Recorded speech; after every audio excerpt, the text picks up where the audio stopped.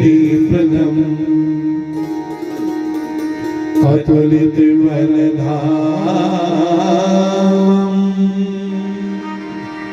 हेम शैला वदेहम धनुज बन कृशारम ज्ञानिनामग्रगण्यम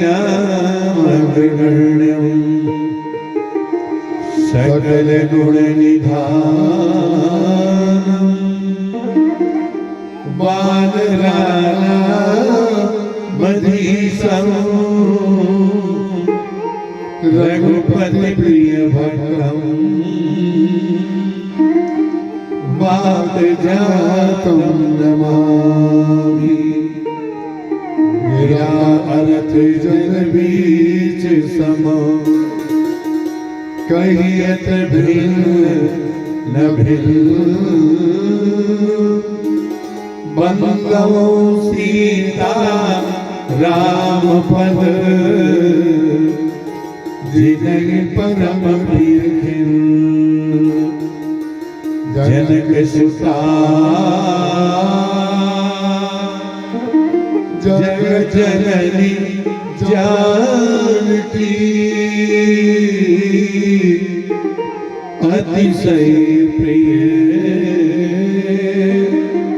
करुणा निधान की ताके जुग पद कमल मनावो जासु कृपा निर्मल मति पाओ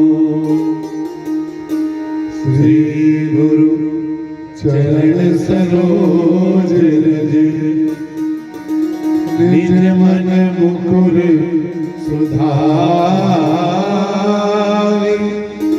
वरनौ रघुवर विमल जस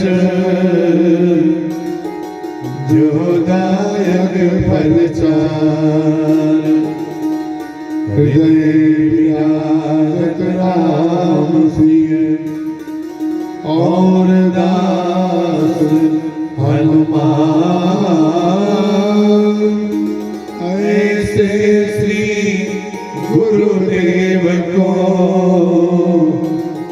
बारंबार प्रणाम।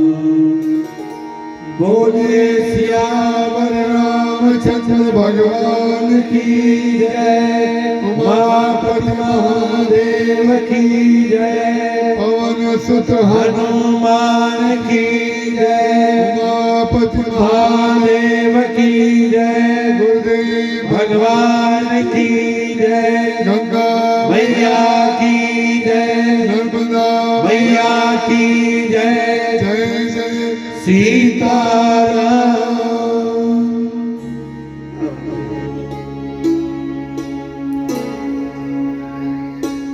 मैं अपनी संपूर्ण श्रद्धा श्री रामचरितमानस गोस्वामी तुलसीदास जी महाराज के श्री चरणों में अर्पित करता हूँ और अपने गुरुदेव के श्री चरणों में निवेदन करता हूँ कि जो पाठ और जो प्रवचन हम कहते दिखाई दे रहे हैं और आप सब सुनते दिखाई दे रहे हैं, कहने वाला एक ही है, सुनने वाला भी एक ही है। हमें उसी निष्ठा में लगाए रखें और यंत्र के रूप में प्रवचन हम करें और तत्व के रूप में प्रवचन दे करें।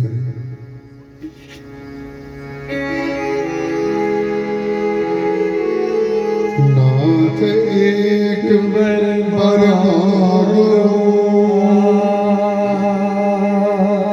राम कृपा कर दे, जन्म जन्म प्रभु पद कमल कवौ घटे जनिने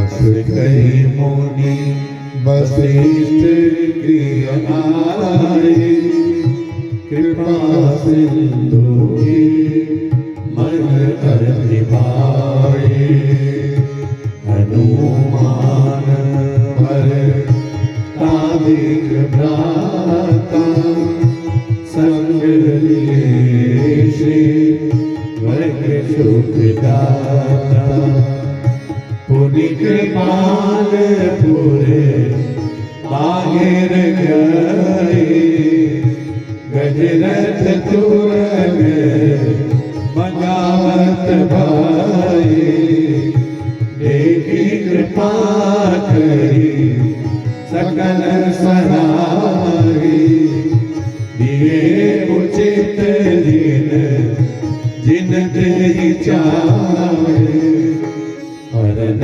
सकल श्रम प्रभु श्रम पाई गए जहाँ सी कर आवलाई भरत दीन निज बसन रसाई बैठे प्रभु से वही सब भाई मारुत सुत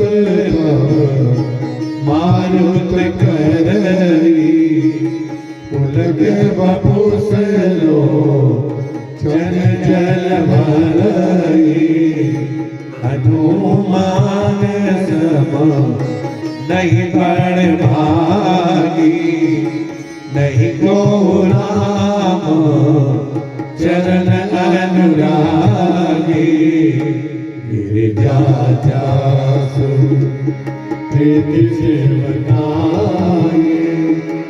मारे मारे प्रभु निज मुख गाई ते अवसर मुनि नारद आए कर भी गावन लगे राम कल कीरति सदा नवीन बोलिए श्यावर रामचंद्र भगवान की जय। हरि हरि कथा अनंता कही सुनई बहुविधि सब संता राम अनंत अनंत गुण अमित कथा विस्तार सुनि आचरज नमानि जिनके विमल विचार जिनके विमल विचार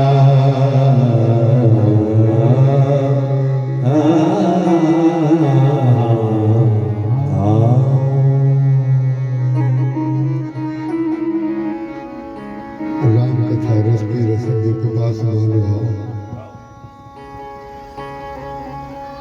भक्तिमती बहनों, जितने भक्त राम कथा सुनने की भावना से यहाँ पधारे हैं, हम सबके चरणों में प्रणाम करते हैं और कथा की छठवीं संध्या में आपका बहुत बहुत स्वागत करते हैं। आज जिन्होंने श्री रामचरितमानस का और व्यासपीठ का पूजन किया, ठाकुर जी, हनुमान जी और गुरुदेव को माल्यार्पण किया, ऐसे भक्त श्री संजय सिंह जी और आदरणीय श्रीमती नंदिता सिंह जी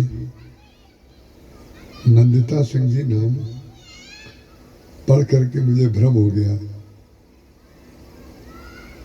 और जब पढ़ा तो आप कल्पना कर सकते हैं, कल मैंने आपको एक स्कैनर की बात कही थी। स्कैनर में एक लाइन भी अगर कहीं अंतर हो तो वो स्कैनर नहीं लेगा। एक पॉइंट, लाइन तो दूर रही, एक पॉइंट भी ना हो तो हमारे स्कैनर ने कल देखा, जहां तक मैं समझता हूं कल नंदिता जी नहीं थी, लेकिन नंदिता जी थी, नंदिनी जी नहीं थी। आपको लग रहा होगा कि ये कथा करते हैं कि लोगों को देखते हैं। हम देखते नहीं हैं, देखते किसी को नहीं है, लेकिन दिख जाता है। तो जब नंदिता देखा तो नंदिनी जी याद आ गई। जब नंदिनी जी याद आई तो कल मैंने नहीं देखा, कल की बात मुझे नहीं मालूम है, भी बता दो। आज याद आया कि कल वो नहीं थी। उसका कहानी क्या है कि कोई भी व्यक्ति आ रहा है और कौन व्यक्ति नहीं आ रहा है, ये सब हमारे पास खाता लिखा हुआ है। और इस बार हमने ये यहाँ पर अनुभव किया कि महादेव जी का परिवार बड़ी मात्रा में आता है। आशा है आप समझ रहे होंगे। महादेव जी का परिवार बड़ी मात्रा में आता है और राधा कृष्ण जी के भक्त कम आते हैं। हम चाहते हैं कि राधा कृष्ण जी के भी भक्त आए और महादेव जी के भी भक्त आए। कथा सबके लिए होती है, ऐसा थोड़ी है कि किसी एक के लिए है, किसी एक के लिए नहीं है। और कथा में जो सूत्र कहे जाते हैं वो सबके लिए उपादेय हैं। गुरु वशिष्ठ अपना समस्त ऐश्वर्य त्याग करके भगवान के चरणों में अपने गुरुत्व को अर्पित कर देते हैं। हमने आपसे एक दिन कहा था, गुरु शिष्य से सीखे और शिष्य गुरु से सीखे, पिता पुत्र से सीखे और पुत्र पिता से सीखे, मित्र मित्र से सीखे, पति पत्नी से सीखे और पत्नी पति से सीखे। सीखने की बात केवल तभी आ पाएगी। आज एक बच्चा, हमारी दृष्टि से जितने बच्चे शोर मचा रहे हैं, इन बच्चों का एक हेड है और उस हेड को हम रोज कहते हैं कि तुम हेड हो। लेकिन आश्चर्य होगा आपको, कथा का तत्व तो उसने पकड़ लिया है। हमें बड़ा गर्व है इस बात का। और हम जैसे नंदिनी जी को देख लिया कि नहीं है, ऐसे उन बच्चों की सबकी आंखों में हम स्कैन करते हैं कि कौन बच्चा किस भाव स्थिति में हमारे पास आया है। बच्चे तो बड़ा सरल होते हैं, लेकिन सरलता में भी कोई कोई बच्चे ऐसे होते हैं जिनसे हम कुछ बात भी करते हैं। तो हमने उससे आज पूछ लिया कि इस प्रवचन के अलावा कोई यहाँ पे कार्यक्रम होता है क्या। तो उसने क्या नाम लिया मुझे नहीं पता, उसने कोई रामलीला या क्या कुछ कहा, ऐसा कोई गद्दी निकलती है आदि आदि। तो उसने कहा कि उसमें क्या बढ़िया बात उसने कही। मैं उसको बार बार कहता हूं तुम हेड हो, एक बार उसने हमारी बात को समर्थन नहीं दिया। उसने कहा नहीं मैं बिल्कुल हेड नहीं हूं। और जब मैं उसको हेड कहता हूं तो सारे बच्चे जो उसके मित्र हैं, कुछ बालिकाएं हैं और कुछ बालक हैं, जब मैं उसको हेड बताता हूं तो दूसरी ओर मुंह करके हंसते हैं।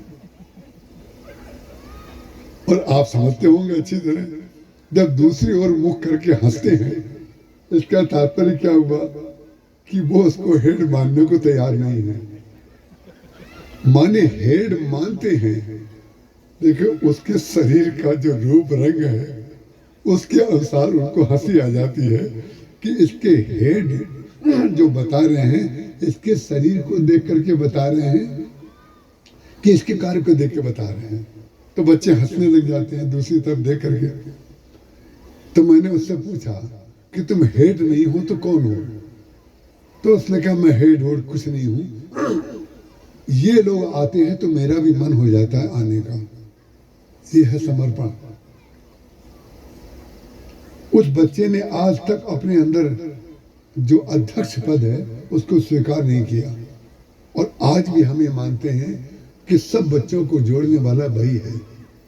उसने एक बात कही बहुत बढ़िया, कि जब वो कोई कार्यक्रम यहाँ पर होता है वर्ष में एक बार, तो उसने कहा उसमें राम हर साल बदलते हैं, सीता हर साल बदलती हैं, लक्ष्मण हनुमान हर साल बदलते हैं, हनुमान पक्का रहता है। तो जब हमें तो नहीं पता, देखिए ना तो हम यहाँ का कोई वीडियो देखते हैं ना कोई हमारा ऐसा संपर्क रहता है। उसने कहा हनुमान हमेशा एक रहता है। हनुमान जब एक रहता है कहा, तो हमने कहा तो तुम हेड पक्के हो। तो हमने बिल्कुल ठीक परखा। उसका कारण क्या है? ये जो देखिए 15 अगस्त का भी आप कार्यक्रम करते होंगे, 26 जनवरी का भी करते होंगे, और जिनमें आप बच्चों को हनुमान बनाते हैं, ये हम आपके सामने इसलिए कह रहे हैं कि आपको भी पता नहीं है कि जाने अनजाने में आप कितना बड़ा कार्य कर रहे हैं। आपको पता भी नहीं है आप कितना बड़ा कार्य कर रहे हैं। जिस बच्चे को आप हनुमान बनाते हैं, जिस बच्चे को आप राम लक्ष्मण सीता बनाते हैं, उनको जीवन पर्यंत याद रहेगा कि हम कभी राम बनेंगे। जीवन पर्यंत याद रहेगा। हमने जो उनको दिया है, हमने जो उनके लिए बोला है, वो जीवन पर्यंत याद रखेंगे। और कदाचित हमें विश्वास है वो कभी रावण वाला कार्य नहीं करेंगे। ये आपकी रामलीला कराने का परिणाम है, ये राजगद्दी निकालने का परिणाम है। तो जो लोग, मैं जब यहाँ पर आता हूँ तो ये जो रंगोली रखी हुई है, आप ऐसा मत समझिएगा हमें केवल श्रोता दिखाई देते हैं। ये जो फूल की रंगोली जो भी बनाता है, हम उसको मन ही मन प्रणाम करते हैं कि हम उसको जानते भी नहीं, हमारे पास उसका नाम भी नहीं आता। लेकिन जिन्होंने भी ये सब सेवाएं की हैं, वो सब भगवान की सीधी सेवा है। 26 जनवरी का कार्यक्रम, 15 अगस्त का कार्यक्रम देश की सेवा है, देश के प्रति निष्ठा की सेवा है। कथा का कार्यक्रम भगवान से सीधे जोड़ने वाला है। जो राजगद्दी आप बनाते हैं, जिसके मन में ये पक्का है कि सब बदलते हैं लेकिन हनुमान पक्का है, तो हनुमान तो पक्का है, इसमें तो कोई संदेह नहीं। माने पक्का करते करते उसके दिमाग में है तो पक्का हो गया। अरे भाई, हनुमान जी के बगैर तो भगवान की कोई लीला हो ही नहीं सकती। हनुमान जी ही एक ऐसे हैं जिनके बगैर भगवान राम का कोई कार्य संभव नहीं है। रामलीला नहीं हो सकती जब तक हनुमान ना हो। तो उस बच्चे ने भी आज अकर्तृत्व बता दिया, मैं हेड वेड कुछ नहीं हूं, और इतनी सरलता से कहता है कि ये लोग सब आते हैं तो इनके साथ मैं भी चला आता हूं। जबकि सही बात यह है कि वो आता है तो सब लोग चले आते हैं, लेकिन वो सबसे अपने आप को पीछे रखता है। और जो व्यक्ति अपने आप को पीछे रखता है, उसको देखने वाला समझ जाता है कि पीछे नहीं है, ये सबसे आगे है। तो आपके अंदर एक आत्मविश्वास भरने के लिए हमने ये बात कही कि जो लोग अपने को पीछे रखते हैं, वो जो सुप्रीम पावर है वो उनको जान जाती है कि सबसे पीछे नहीं है, सबसे आगे यही है। हनुमान जी महाराज पाछे पवन तने सिर नावा, हम हर चीज को रामचरितमानस से सिद्ध करते हैं। सारे बंदर जब भगवान को प्रणाम करने लगे फटक शिला के सामने समुद्र के किनारे, तो पाछे पवन तने सिर नावा, सब लोगों ने प्रणाम पहले किया, हनुमान जी महाराज ने सबसे पीछे प्रणाम किया। सबसे आगे आने की इच्छा ये बहुत अच्छी बात नहीं है, और सबसे पीछे बने रहने की इच्छा भी अच्छी बात नहीं है। कई बार हमने देखा है, हमारे परिचितों में भी महर्षि के कृपा पात्र हैं, वो सबको जीवन पर्यंत सबको ये दिखाते रहे कि हम तो सबसे पीछे हैं, हम तो सबसे छोटे हैं। विचित्र बात है, जब वो ये बताते थे हैं तो शरीर तो है, लेकिन क्योंकि वो पास्ट टेंस हो गए हैं इसलिए मेरे मुंह से थे निकला। दिखाते थे कि हम सबसे पीछे हैं, लेकिन सबको मालूम था कि सबसे आगे रहना चाहते हैं।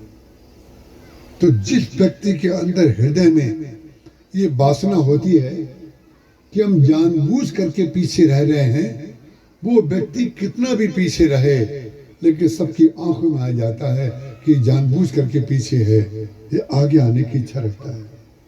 क्योंकि जिस दिन सबसे पीछे रहने की स्थिति आती है, जिस दिन आप सबसे पीछे रह करके सबसे बड़े बन सकते हैं, वो उसी दिन सबसे पीछे हो जाता है। जिस दिन हम जगत के माता पिता कहला सकते हैं, वो उसी दिन बाजी हार जाता है। इसलिए भगवान का जो भक्त होता है, वो किसी प्रकार की इच्छा अपनी नहीं लादता है दूसरे ऊपर। हनुमान जी की इच्छा ये रहती है, सारे बंदर भगवान के चरणों में जाएं, सबका परिचय भगवान से हो, सबकी दृष्टि भगवान के प्रति, भगवान की दृष्टि सब बंदरों के नेत्रों में पड़े, सबके ऊपर पड़े, और भगवान सबसे एक एक करके उनका हाल पूछते हैं। कोई एक बंदर भी ऐसा नहीं था जिससे भगवान ये ना पूछते हो तुम कैसे हो, ठीक हो ना। जब तक व्यक्तिगत संपर्क आपका नहीं बनेगा, तब तक आपकी व्यक्तिगत कार्य नहीं हो पाएंगे। व्यक्तिगत संपर्क बनाए रखना, आंखों से आंखों का संवाद बनाए रखना। कभी आपस में संवाद बंद मत करिएगा, संवाद बने रहना चाहिए। संवाद जब बंद हो जाता है तो कार्य में व्यवधान आता है, इसीलिए संवाद बने रहना चाहिए। भगवान राम, जिस राम राज्य की फाउंडेशन, जिस राम राज्य की भूमिका, जिस राम राज्य के आधार की बात हम कह रहे हैं और आप ये सुन रहे हैं, आपको सुनना पेशा नहीं है और हमारा करना भी पेशा नहीं है। हम अपना ये परम सौभाग्य मानते हैं, और आपके सामने ही नहीं, हम अपने साथियों के सामने भी कहते हैं, ये हमारा परम सौभाग्य है कि भगवान ने हमें ऐसे कार्य में लगा दिया जिसमें हमारी मति, हम चाहें या ना चाहें, भगवान में बनी रहती है। क्योंकि शाम को अगर आपको प्रवचन करना है, हर वर्ष करना है, और उन्हीं श्रोताओं के सामने करना है, तो आपकी मति भगवान में तो लगी रहेगी, तभी तो आप कर पाएंगे, नहीं तो कैसे कर पाएंगे। ये बहुत आवश्यक है कि व्यक्ति अपनी मति को उस जगह पर ले जा करके रखे।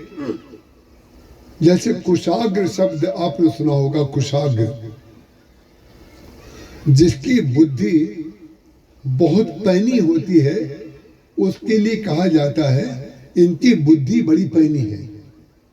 उसके लिए एक साहित्य में शब्द है कुशाग्र या कुशाग्रता। कुश आपने देखा होगा, जब पितृपक्ष में ब्राह्मण लोग आपके यहाँ तर्पण आदि कराते हैं, तो आपकी उंगली में जो अनामिका की उंगली है, उसमें वो पवित्री पहनाते हैं, कुश की बनी हुई। तो जो पवित्री पहनाते हैं उसमें वो कुश की बनती है, एक ही कुश की बनती है, वो दो कुश नहीं होते। एक ही कुश को इस तरीके से वो लोग घुमा करके बनाते हैं कि अंगूठी जैसी बन जाती है, उसका एक भाग नुकीला होता है, तो कुश का आगे वाला भाग नुकीला होता है, इसीलिए उसका नाम है कुश। और जिसकी बुद्धि तीव्र होती है तो कहते इसकी बुद्धि बड़ी कुशाग्र है, इसकी बुद्धि बड़ी पैनी है। पैनी का तात्पर्य क्या है? पैनी का तात्पर्य एक जगह निष्ठ है। कुश जो होगा उसका पैनापन तो उसकी बहुत बड़ी विशेषता है, लेकिन ध्यान रखिएगा एक कुश से एक साथ आप दो छेद नहीं कर सकते।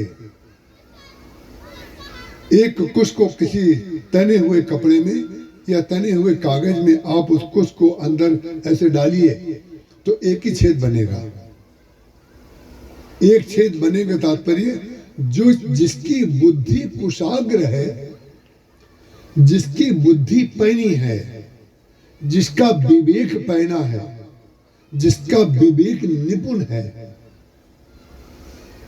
राम चरण रति निपुण विवेका, त्रिजटा नाम राक्षसी एका। इन निपुणता की मैं व्याख्या कर रहा हूं। इसी निपुणता की व्याख्या को गुरु वशिष्ठ जी जो भगवान राम के चरणों में अर्पित कर रहे हैं उससे आपको मिला करके बताऊंगा कि राम राज्य की भूमिका में सब लोगों का भी योगदान है, लेकिन सब लोगों का योगदान तब सफल होगा जब सबका विवेक निपुण होगा, जब सबकी बुद्धि कुशाग्र होगी और सबका लक्ष्य एक होगा। जो देश को चलाने वाला व्यक्ति है उसका लक्ष्य और देश में रहने वाले लोगों का लक्ष्य एक होता है, तब देश उन्नति करता है। और देश को चलाने वाले व्यक्ति का लक्ष्य दूसरा है और देश में रहने वाले व्यक्तियों का मन, उनकी सोच, उनकी योजना, उनकी परियोजना अलग अलग भटकी हुई है। तो भटके हुए लोग भटक जाते हैं और भटका देते हैं। भटके हुए लोग भटक जाते हैं और भटका देते हैं। अब आप इसको रामचरितमानस से सीखिए। लंका में एक राक्षसी है, उसको सेवा में लगाया गया है श्री सीता जी के। सीता जी को अपनी प्रिया बनाना चाहता है, अपनी पटरानी बनाना चाहता है। सीता जी को पत्नी के रूप में रखना चाहता है रावण। उसकी ये जो दुर्भावना है, खूब ध्यान से इस बात को सुनिएगा। रावण का जो विवेक है वो त्रिजटा की तुलना में अधिक होना चाहिए, क्योंकि रावण को सारे के सारे ग्रंथ कंठस्थ हैं। इतना विवेकी, इतना बुद्धिमान, इतना पढ़ा लिखा रावण है जो सारे शास्त्रों का उसको ज्ञान है। शंकर जी पूजा कराने के लिए लंका में स्वयं आते हैं। जिसने शंकर जी को, पार्वती जी को और कैलाश पर्वत को कौतूहल बस, संसार में एक भक्त का नाम नहीं बता सकते कि जिन्होंने इतना बड़ा काम करके दिखाया हो। लेकिन ध्यान रखिएगा, खूब ध्यान से सुनिएगा, जितना बड़ा काम रावण ने किया वो उसका दुर्भाग्य बना, उसका सौभाग्य नहीं बना।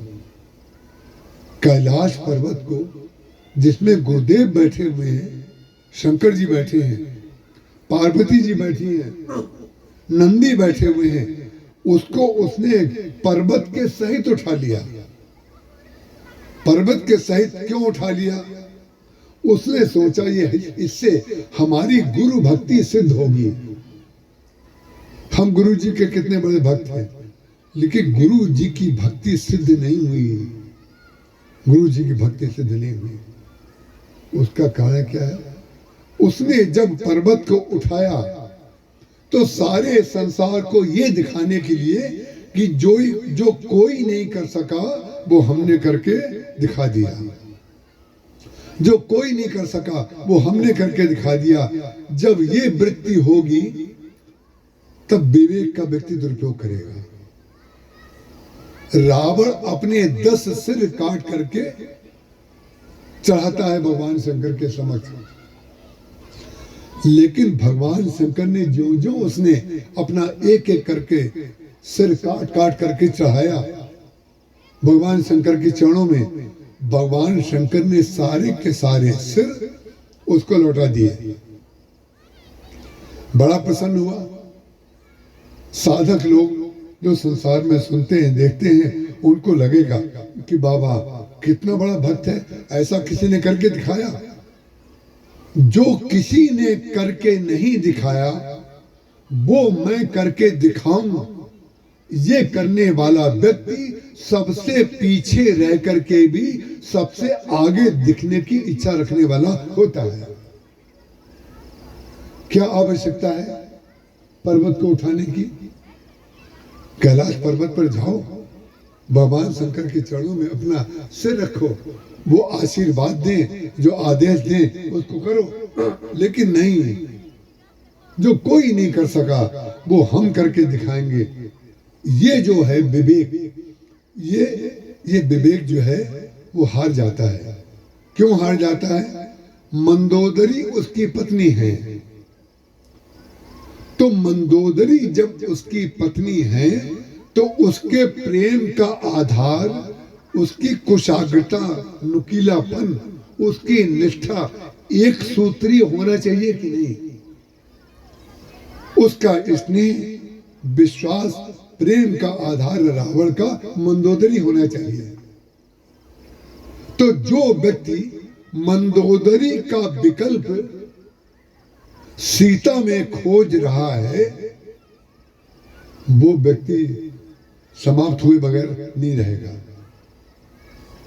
जब वो सीता जी के पास आता है तो कहता है कि मंदोदरी आदि जो रानी है मैं सबको तुम्हारी अनुचरी बना दूंगा, बस उसके बदले में एक ही बात है कि एक बार बिलो की मम ओरा, एक बार तुम अपनी दृष्टि से हमको देख लो।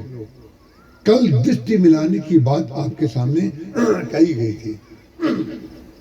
भगवान ने कौशल्या जी को भी अपना विराट रूप दिखाया, दशरथ जी महाराज को भी अपना अंतिम विराट रूप दिखा करके ज्ञान दृष्टि दी।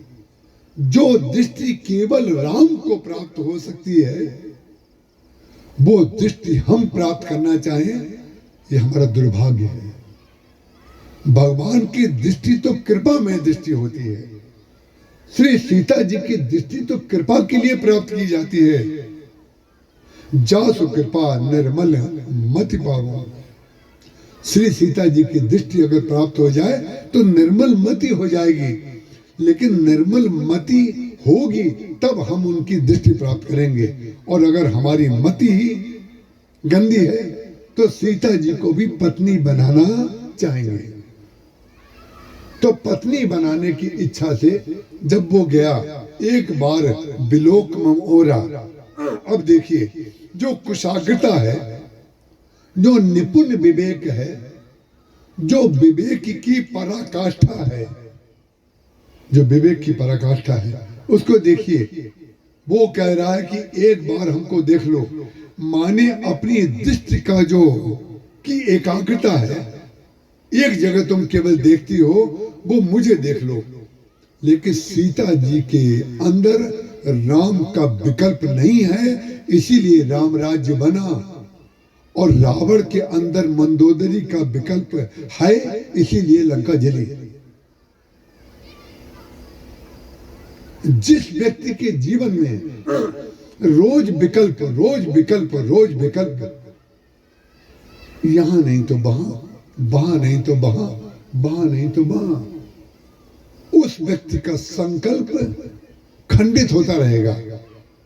रोज अपने संकल्प को वो सिद्ध मानता रहेगा, बड़ा मानता रहेगा, लेकिन उसका संकल्प खंडित होता रहेगा। रावण का संकल्प सिद्ध नहीं हुआ, लेकिन त्रिजटा का संकल्प सिद्ध हो गया। रावण नहीं, क्योंकि सब कार्य कराने वाले तो भगवान हैं। रावण से भी वही कार्य कराएंगे विभीषण से भी कराएंगे, त्रिजटा से भी कराएंगे। तो त्रिजटा नाम राक्षसी एका, एक है। एक का तात्पर्य अद्वितीय है, दो नहीं है। कुशाग्रता का तात्पर्य एक लक्ष्य। आपने बचपन में जरूर एक सफेद चादर के ऊपर 50, 60, 100 गुब्बारे लगे रहते हैं अलग अलग रंग के। और आप किसी मेले में गए होंगे बचपन में, तो एक बंदूक लिए वो एक मेज रखी रहती है सामने, और वो कुछ पैसे लेकर के कहता है कि 10 गुब्बारे फोड़ोगे तो 5 रुपए में हम, या 10 रुपए में गुब्बारे फोड़वाएंगे। हमने तो फोड़े हैं, आपने फोड़े हैं तो नहीं पता, सबने फोड़े होंगे। लेकिन जब जब आपने गुब्बारे फोड़े होंगे, तो गुब्बारा जो आप फोड़ना चाहते हैं, उसके लिए एक गुब्बारा फोड़ने के लिए आपको अपनी एक दृष्टि बंद करनी पड़ती है। 2 आंखें हैं, और दोनों आंखों से अगर गुब्बारा फोड़ेंगे तो गुब्बारा नहीं फूटेगा। उसका कारण क्या है? आंखें जो 2 हैं, उसमें से एक आंख बंद करनी पड़ती है। जब आप एक आंख बंद करते हैं तो एक गुब्बारा फूट जाता है। तो जब तक द्वैत से हट करके अद्वैत नहीं होंगे, विकल्प से हट करके निर्विकल्प नहीं होंगे, तब तक हमारी निष्ठा सिद्ध नहीं होगी। राम एक, हनुमान एक पक्का है। ये जो हनुमान एक पक्का है महाराज, ये एक वाक्य में निष्ठा है। निष्ठा ध्यान रखिएगा।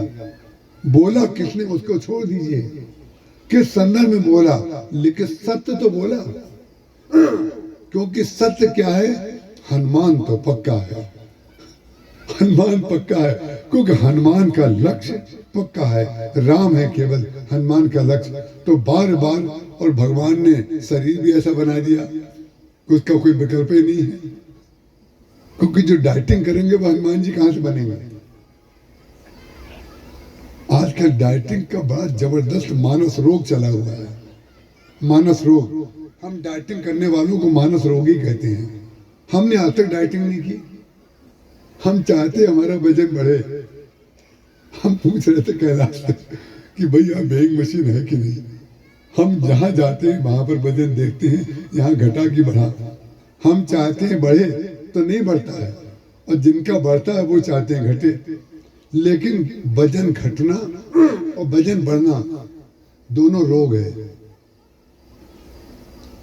वजन बढ़ना और वजन घटना दोनों रोग है। संतुलित क्या है? बोले जो जितना हमें भूख लगे उतना भोजन करें, और शरीर से उतना कार्य जरूर करें जितना कार्य करने के बाद उस भोजन को पचाया जा सके। जब आप उस भोजन को पचा लेंगे तब तो वो आपको शरीर में लग जाएगा, और पचा नहीं पाएंगे तो वही भोजन चर्बी के रूप में बढ़ जाता है और मोटे हो जाते हैं। तो उसके कारण अब लोगों के अंदर एक बड़ा मानसिक रोग चला है। जिसको देखो डाइटिंग, जिसको देखो डाइटिंग। और डाइटिंग करने वाले जहां हमारे कमरे में आए, और हमने तुरंत स्कैन किया कि भोजन की हुई आंखें नहीं है।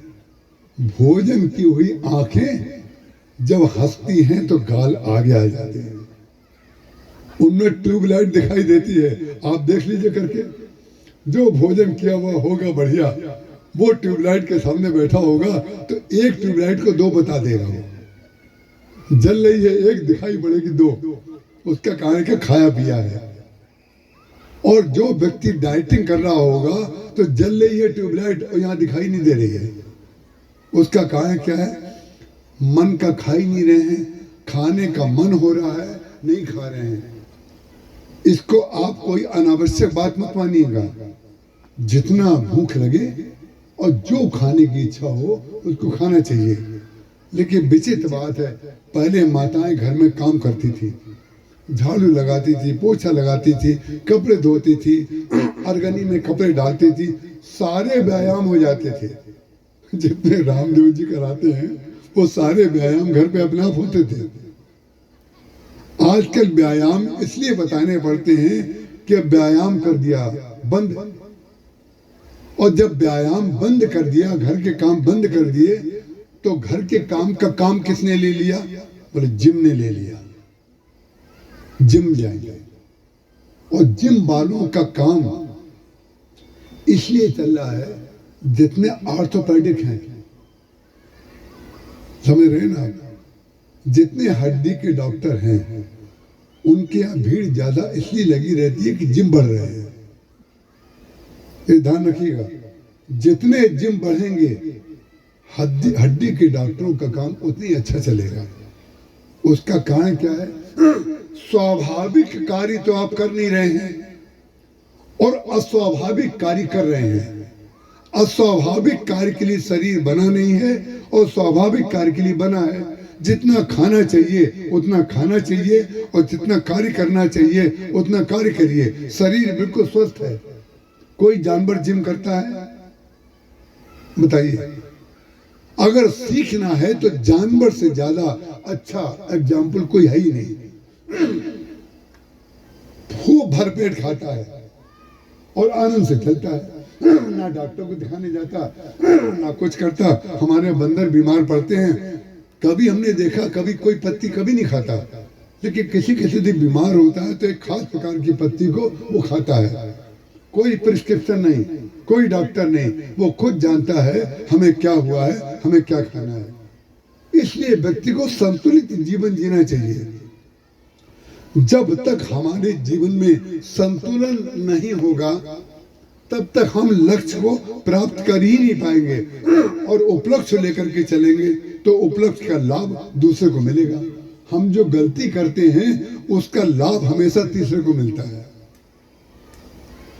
और हम उसको मान लेते हैं बड़ा भारी, ये बड़ा भारी जानकार है। वो जानकार क्या है? वो जानता है कि आपने क्या किया होगा। डॉक्टर जानता है आपने क्या खाया होगा।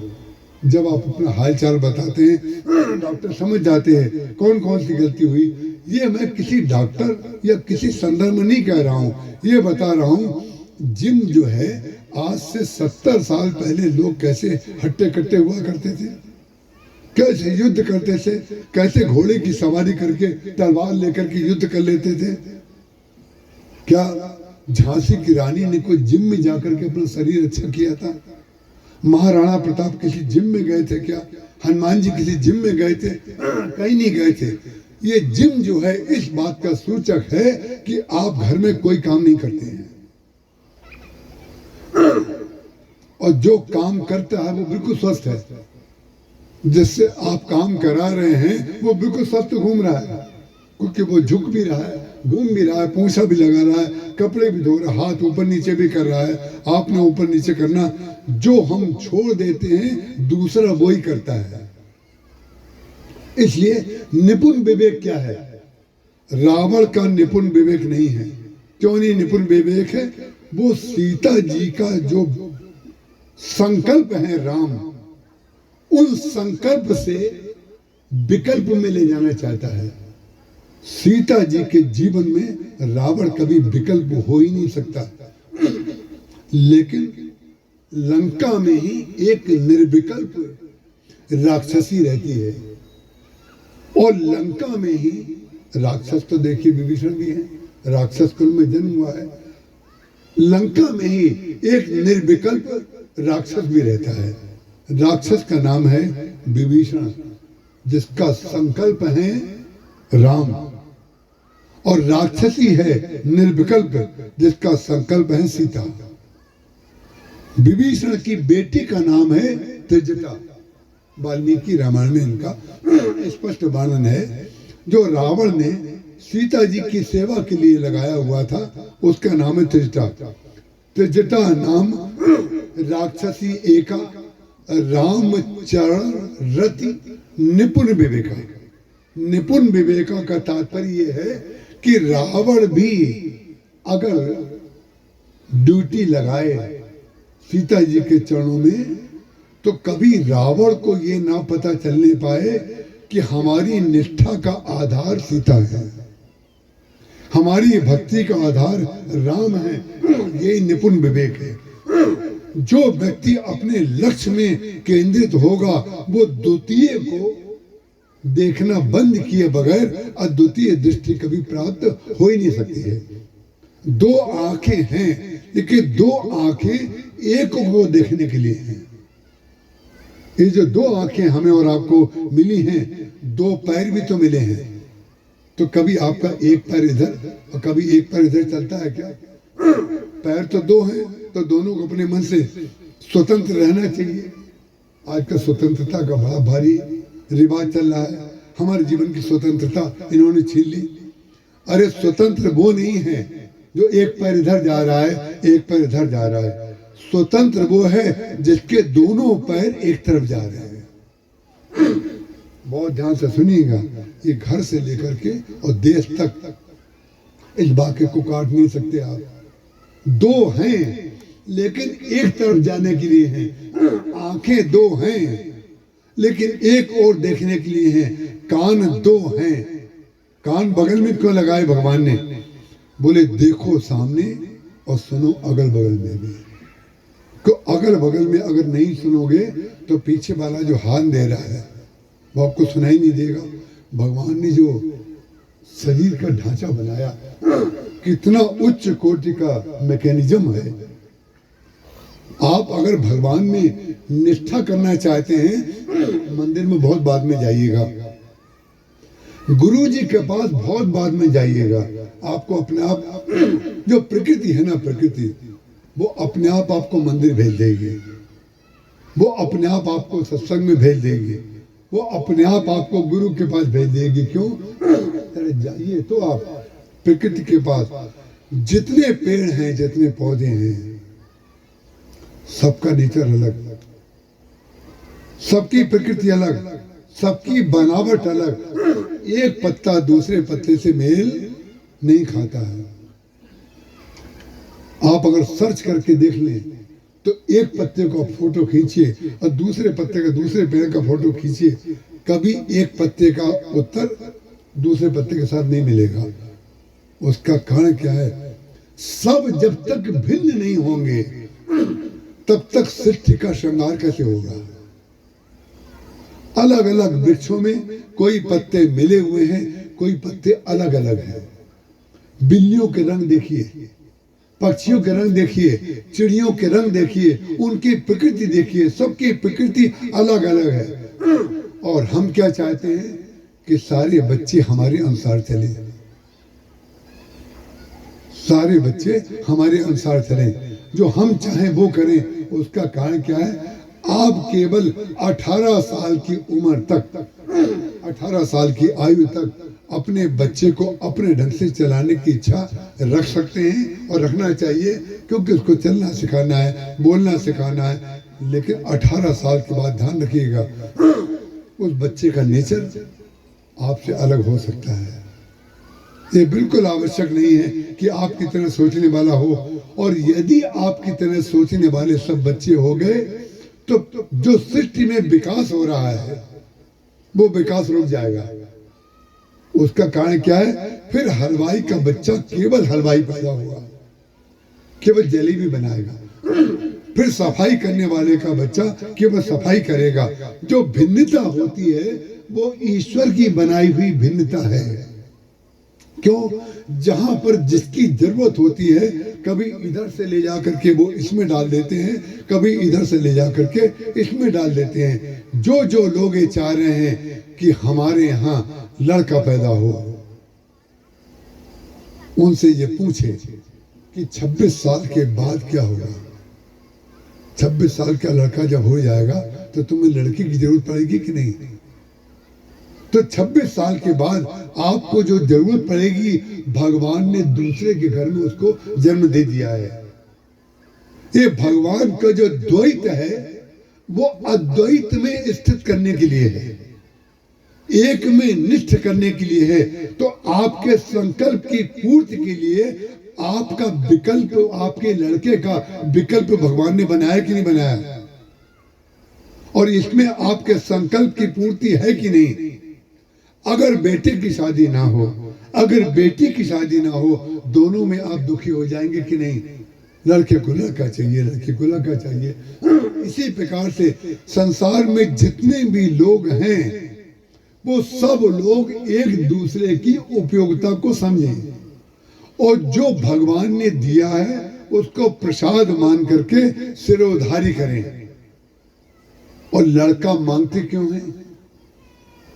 लड़की हो जाए तो व्हाट्सएप पर केवल एक ही रटा रटाया शब्द है, इंटरनेशनल। इंटरनेशनल वाक्य है, आपकी कृपा से लक्ष्मी जी आई हैं, इसके अलावा कोई शब्द नहीं है। आपकी कृपा से लक्ष्मी जी आई हैं, उसके आगे कुछ नहीं लिखा होगा। और लड़का अगर हो गया तो मैसेज नहीं आएगा, टेलीफोन आएगा। आपसे हम पिछली बार मिले थे, आपने आशीर्वाद दिया था, आपने हमें ये दिया था, उसका फल ये हुआ, हमें ये हुआ, हम अपना सिर पीटते हैं। आपका कार्य हो जाता है जब लड़के की सूचना टेलीफोन पर देते हैं तो आप समझते होंगे बड़े खुश हो रहे हैं। अरे खुश तो होते हैं, लेकिन जिस तरीके से आप खुशी प्रकट करते हैं उसमें आपके अंदर की वासना हमें सुनाई देती रहती है। लड़का चाहते हो लेकिन लड़की की इच्छा करोगे। और भगवान की कितनी बड़ी कृपा है कि जिसकी आप इच्छा करेंगे उसको वो अपयश लेकर के भी उसको किसी दूसरे के घर में जन्म दे देते हैं। भगवान को अपयश मिलता है कि नहीं? हमने इतने व्रत किए, इतनी एकादशी की, इतने मंगलवार व्रत किए, हनुमान जी ने हमारे यहाँ 3-3 बच्चियां पैदा कर दी। 3-3 बच्चियां नहीं पैदा कर दी। इस देश का विस्तार, इस विश्व का विस्तार, इस सृष्टि का विस्तार, अगर बच्चियां नहीं होंगी तो 100 साल के बाद मर जाओगे सब, एक नहीं बचेगा। इसलिए भगवान के कार्य में हाथ मत डालो और भगवान को शिक्षा मत दो। व्रत के बदले कामना मत करो। भगवान को सब मालूम है, मिस्त्री को नहीं बताना पड़ता है, वो केवल मटेरियल लिख करके देगा। आप नक्शा दे दीजिए, सब दे दीजिए, घर जो है वो अपने ढंग से बनाएगा, क्योंकि वो जानता है कहां पर कितनी वस्तु लगेगी, क्या लगेगी। ईश्वर की सृष्टि में हम अपना मंतव्य, हम अपना विवेक ना लगाएं, और हम अपना विवेक लगाएंगे, जरूरत से ज्यादा विवेक लगाएंगे। एक सज्जन कलकत्ते में थे, महाराज जी के शिष्य, उन्होंने कहा कि महाराज जी डॉक्टर साहब ने हमारी बहू को ये तारीखें दी हैं डिलीवरी के लिए। तो महाराज जी ने कहा बहुत अच्छी बात है। महाराज जी पहले पूरी बात सुनते थे, जो कह रहा सुनो पहले, ये तारीखें दी, इस हफ्ते में होने की संभावना है। तो उन्होंने कहा बहुत अच्छी बात है। बोले हम लेकिन ज्योतिषी जी के पास गए थे। अब देखिए, जहां ज्योतिषी घुसे तहां भगवान गए। मैं ज्योतिष के लिए नहीं कह रहा हूं, ज्योतिष मेरा सगा अभिन्न अंग है, लेकिन ध्यान रखिए जो बात कह रहा हूं उससे आपको सिद्ध हो जाएगा। उन्होंने कहा, ज्योतिषी जी ने कहा है, हमारे पंडित जी ने, कि इस समय अगर बच्चा होगा तो बड़ा भाग्यशाली होगा। तो महाराज जी ने कहा, आप कहना क्या चाहते हैं ये बताइए, इतना समय हमारा क्यों ले रहे हो, ये बताओ चाहते क्या हो। बोले हम सर्जरी करवा करके इस समय ऑपरेशन कराना चाहते हैं ताकि भाग्यशाली बच्चा पैदा हो। अब सोचिए, किसी संत से आप भाग्य की व्याख्या आप बता रहे हैं, जो स्थिति प्रज्ञ है, जो भगवान की लीला का मंचन देखता है अपनी आंखों से, जो सपने में भी राम कथा को देखता है, उसको आप बता रहे हैं भाग्यशाली बच्चा पैदा हो। ज्योतिषी जी ने बताया है इस समय सर्जरी कराएंगे, तो महाराज जी को मना करेंगे भाई, महाराज जी अभागा बच्चा क्यों पैदा करें, आपका भाग्यशाली पैदा हो, बहुत अच्छी बात है। उन्होंने उसी समय सर्जरी कराने का निर्णय किया। सर्जरी कराने का जब निर्णय किया, सारी तैयारी हो गई, उनकी बहू चली गई अस्पताल, भर्ती हो गई सवेरे से, दोपहर में बच्चा। जो ही डॉक्टर साहब अंदर घुसे उसी समय बिजली चली गई। बिजली चली गई, आवाज लगाई जा रही है, क्योंकि बड़े भारी सेठ जी, जब बड़े भारी सेठ जी हैं तो जितने बड़े सेठ होंगे उतनी जोर से आवाज लगेगी, क्योंकि टेंशन है कि सेठ का लगा, सेठ का बच्ची, सेठ की बहू है। तो परिणाम क्या हुआ, जल्दी चलाओ जल्दी चलाओ जल्दी चलाओ। और जनरेटर चलाने वाला जो है खैनी खा रहा था, वो जब तक ऊपर गया जनरेटर चलाने के लिए चबूतरे पे चढ़ा, और जनरेटर जो बार बार, पहले तो आजकल तो ऑटोमेटिक आ गए, पहले रस्सी वाले आते थे, रस्सी से खींच करके बड़ी जोर से, और बार बार खींचे, चले ही नहीं, भर भर भर करके रुक जाए। अब बड़ा परेशान, तो पता चला उसमें डीजल ही नहीं है। ध्यान रखिएगा, भाग्यशाली को आप पैदा नहीं कर सकते, भगवान पैदा करेंगे। और जब तक जनरेटर चला तब तक उनका मुहूर्त निकल गया। जब तक जनरेटर ऑन हुआ तब तक महाराज का मुहूर्त चला गया। जब मुहूर्त चला गया तो सिर पीटते हुए महाराज जी के पास आए। तो महाराज जी ने कहा, मैं तो जानता था कि आप जो बोल रहे हैं वो कितना असत्य बोल रहे हैं। उसका कारण क्या? आप भगवान की प्रकृति में अगर हस्तक्षेप करेंगे तो अपने दुर्भाग्य बुलाएंगे। भगवान तो, अरे एक बात बताइए, भगवान आपके पीछे डंडा लिए घूम रहे हैं क्या कि आपके मन का ना हो? ये आपका दुर्भाग्य है। ऐसा कोई भगवान होता है क्या? ऐसा कोई ईश्वर हुआ है? अरे भगवान की प्रकृति है कृपालुता, दीन दयालुता। मैं प्रकट कृपाला दीन दयाला कौशल्या हितकारी। जनक जी के यहाँ सीता जी के रूप में आ गए और दशरथ जी के यहाँ राम रूप में आ गए। ये भगवान का संतुलन है कि नहीं? मनु ने मांगा था, चाहूं तुम्हें समान सुत, तुम सन कौन दुराव। जब मनु के रूप में तपस्या कर रहे थे वो, और शत्रुपा को लेकर के, तो उन्होंने मांगा था आपकी तरह मुझे पुत्र चाहिए। लेकिन भगवान राम अकेले नहीं आए, सीता जी बगल में खड़ी हुई थी। तो मनु जी ने पूछा, आपको लगा होगा कि ये जो बातें बहुत सी की ये व्यवहारिक हैं, व्यवहारिक नहीं है, तात्विक है। मनु जी ने पूछा, ये कौन है आपके बगल में खड़ी हैं? तब उन्होंने कहा, आदि शक्ति जे जग उपजाया।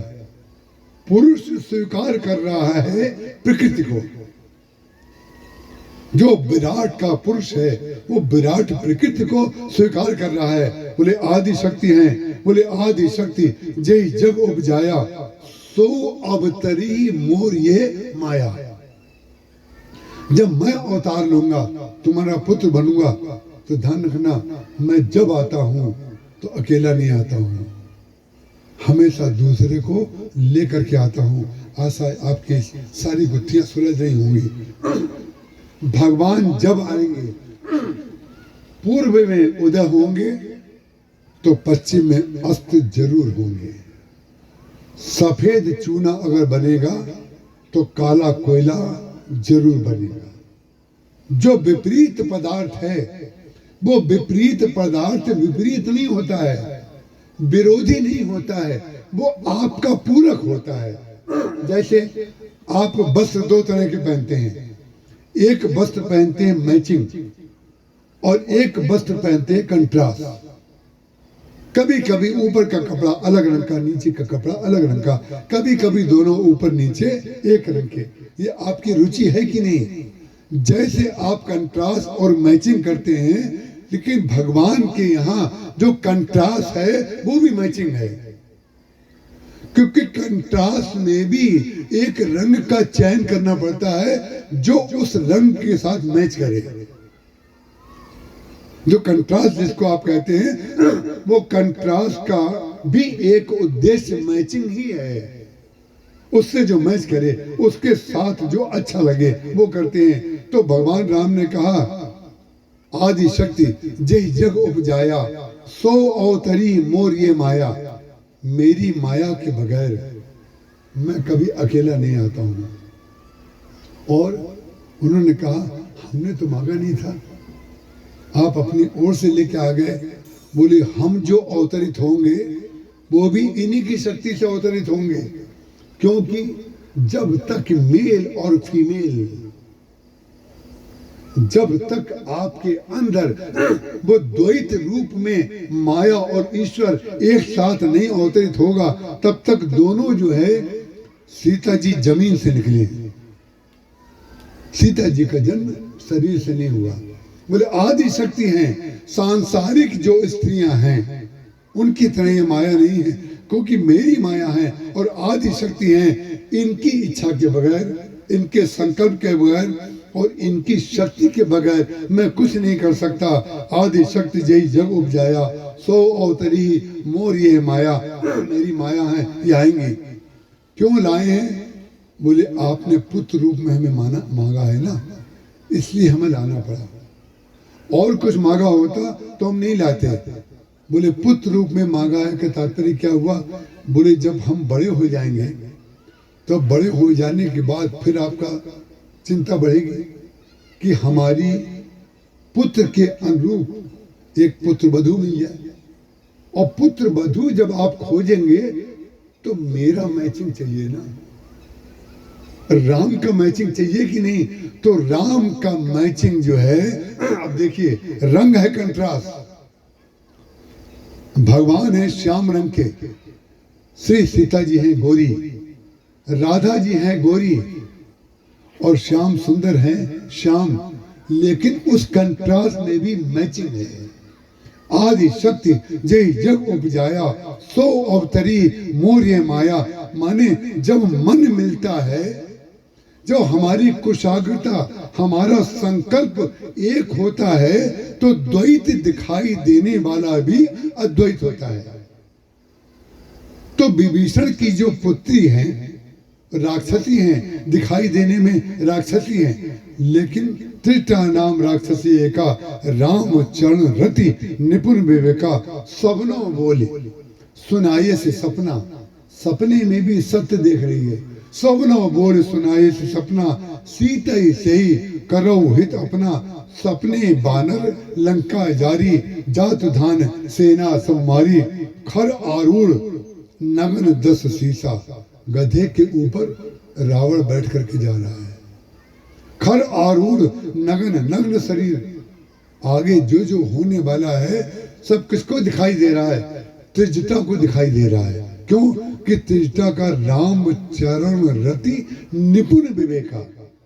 केवल बुद्धि के बाद नंबर आता है विवेक का, और विवेक के बाद नंबर आता है निपुण विवेक, और निपुण विवेक के बाद जो फल है वो फल है परम विवेक। परम विवेक, जब परम विवेक की प्राप्ति हो जाती है तो भगवान का साक्षात्कार आपको हो जाता है। और परम विवेक अगर हमारे जीवन में आ गया है तो उसका प्रमाण ये है कि जो भी भगवान हमारे जीवन में करें उसमें भगवान की कृपा दिखाई दे। संत जो वेदांती होते हैं, एक वेदांत निष्ठ संत ने कहा कि जब कोई कष्ट आया उनके जीवन में तो उन्होंने कहा कि मैं चाहता हूं कि और कष्ट आए। क्यों कष्ट आए? बोले शरीर का प्रारब्ध जितना कट जाए उतना अच्छा है, क्योंकि यदि कुछ भी बाकी रह गया तो देना पड़ेगा, और देने के लिए आना पड़ेगा, देने के लिए आना पड़ेगा। कभी कभी आप लोग व्यवहार में कहते होंगे इनके साथ हमारा ऐसा व्यवहार इसलिए हुआ कि पूर्व जन्म में लगता हमें इनको इतना देना बाकी था, इसलिए हमें ऐसा व्यवहार इन्होंने किया। उसका कारण क्या है? जब तक शरीर है तो उसका प्रारब्ध है। जैसे मंदिर है और जैसे बिल्डिंग है, कोई चाहे घर की बिल्डिंग हो चाहे कारखाने की हो, बिल्डिंग का मटेरियल लगभग एक होता है।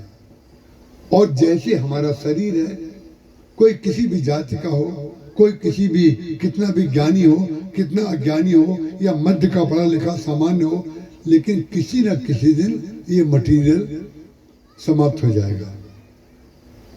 किसी को रोग हो जाएगा, किसी को नहीं होगा।